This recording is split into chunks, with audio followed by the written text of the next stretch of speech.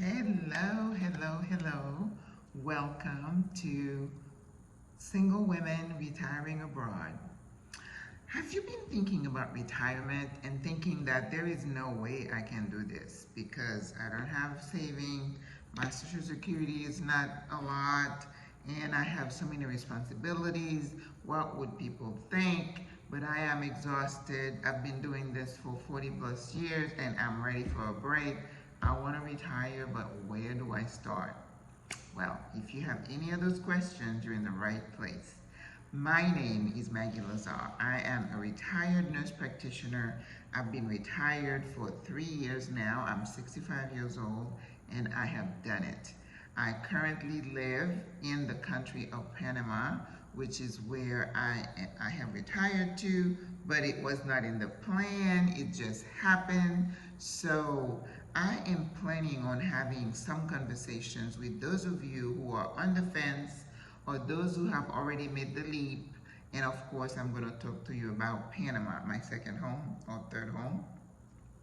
So sit tight. I have about 60 plus topics. I have, written them down that I feel that people have questions about.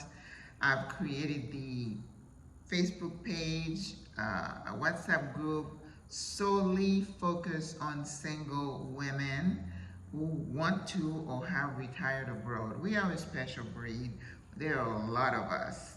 And as we get further into some of those details and topics, the goal also is to talk about creating community. What is retirement? Where did that whole 65-year-old retirement age come from? And is it applicable to today's single woman? The challenges of not having having incomes, just having to rely on what you as a person have accumulated through the years. Were you a housewife and you don't have a lot of years of working, therefore you have not contributed too much in Social Security? And of course, let me tell you, we're not here to talk about retirement for every single person. I am really focused on a certain demographics. If you don't have any retirement income, you have no 401k, you have no pension, you have no Social Security, it might be difficult and you may not fall into this category that I'm looking at. But really, the single women we are looking at are those who have some type of retirement income in the forms of pension or Social Security. We're trying to tell you that you don't have to have the $1.5 million that the financial planners have told you and have intimidated you to the point where you feel like, oh my God, I will never be able to retire. I'm going to be 70, 75, rolling in this wheelchair before I can retire. And again, we're going to have to describe what is it? What does that mean to retire? Because that definition also is a moving target, right? As life expectancy has been increasing, we have more people over 100 years old these days than we've ever had. So when you retire at 60, 65, even 70, you still have a whole lifetime. What do you do with that lifetime, right? It can be intimidating thinking, what am I going to do with myself? We are here in Panama and hopefully in other communities, creating that community support, crafting our own next 20, 25 years. I personally am not one to just say I'm going to be rocking in the wheelchair, in the rocking chair and just sitting there sipping iced tea. I don't like iced tea. Or margarita. I don't drink. So I have to create a life for myself that will keep me excited. And you've seen those videos, whether on YouTube or on IG or on TikTok, where people are talking about the secret to longevity. People would say, be connected, have a plan, have a purpose, take care of your body. We are doing all these things. We know we're not going to live forever. We know we're going to die, right? So, but how soon? Like this morning, I was listening to this guy. He's saying, how long do you think you're going to live? Well, who knows that? Nobody knows that, right? Because people work their whole life. They hang on for so long to say, okay, I'm going to hang on until 70, and then I'm going to travel. I'm going to do this. I'm going to do that. And then some of them don't even make it to retirement. And those who do retire, sometime as soon as they stop working, they get sick and they die. So all this money, all this thing you were putting off, you never get to enjoy them. So before we go any further into the weeds of what I'm trying to say today, the mindset that you need to have as you're thinking about retirement, I want to make the case and convince you that you can do it sooner rather than later. But I want to do a disclaimer. I am a nurse practitioner. I am not practicing right now. So anything I say here is not supposed to be medical advice, legal advice, financial advice. I don't have any of those designations, nor do I have any of those initials after my name. I'm just me, Maggie, just excited to be retired and to be in Panama. So a lot of things I'm going to say to you today are going to be from a Panamanian retired in Panama perspective. I can't talk about Portugal. I can't talk about Thailand because I am not there. All my experience is what I've experienced here in Panama. So I'm trying to keep those videos, like I said, I have about 65 or 64 topics to about 15 minutes because I don't want you to your eyes to glaze over.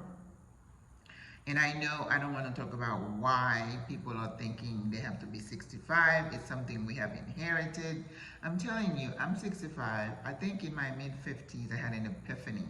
An epiphany about the state of the world, an epiphany about the world systems, how the world system, I guess systems, how things work, and where I fit. And of course, there were things that that I would have changed in my life if I had to do over again. But we don't get a do-over, do we? No. You have to do what you can now, and as long as you have the information and you're doing the best that you can, that's all that you can do, right? That's all anyone can ask of you. So we got the disclaimer out of the way, right? So this is going to be girlfriend talk. So if you are, let's say, 50 plus and you are thinking of retiring, now there are different multiple Facebook groups, and I think that's why one of the reasons that I wanted to do this here, because there is so much information out there that you get lost. And I remember I was, had notebook taking notes. If I heard this here, this there, right over there. So if we could have one place where we can have these conversations, these give you the information that you need. I'll walk you through how I did it. And of course, even though I had the epiphany in my mid-50s, I was still thinking 65. I was still thinking I'm going to retire at 65. I never thought that I wanted to do it at 62 because something happened and I had a moment where something shifted in my mind. I was like, you know what? I don't want to be in this car driving on these highways up and down, sitting on that computer for like hours. I would work my last job, which was a really nice job, but it was so repetitive and it wasn't feeling something in my soul anymore, even though I was helping those people. But when you work within the system, especially as nurses, we know how it is, the sense that nothing's going to change. It's the same thing over and over again. People bring up all these, Medicare, insurance companies, and of course your job, and you're like,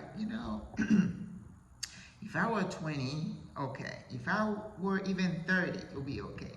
But when you're in your 60s and a young person is trying to tell you how to do things and there's a different way you could have done it, somebody is just totally tuned out of any kind of suggestion you may have to make workflow a little bit easier. People are set in their ways. This is my way or the highway. You got to do it like that.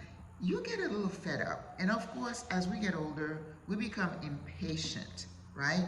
Especially myself as a business owner, somebody who is used to making their own decisions, and all of a sudden someone is just telling you, what to do, how to do it. As you get older, you have less patience for that. So I'm thinking that a lot of you might be in that particular area where you're like, you know what, it's disrespectful, and nobody appreciates what you do. You're dealing with the microaggressions every day, and you're looking at these folks, you're like, girl, go sit down, where you could tell them that, verbally. And your spirit is you're just not feeling it, right? I'm telling you, you can get out. You can get out. So, how can you start thinking that it's possible? First of all, understand that the idea that you have to work to be 65, or in my case 67, because the bulb keeps moving, the date keeps moving, that is no longer 65, it's 67, 68, and then the financial planner say, oh, even better, if you can work till you're 70, then you can get really full Social Security. What, $400 more a month, $200 more a month? Is that worth your peace of mind, your body resting, and you getting energized and excited again? Think. You don't have to wait until you're 65, 67. What you need to do is shift your mindset. You don't need to have $1.5 million in the bank. What if you drop dead tomorrow? Who's going to benefit from that? Those children who may not even care about you, but they're the one who inherit your hard work, your blood, sweat, and tears.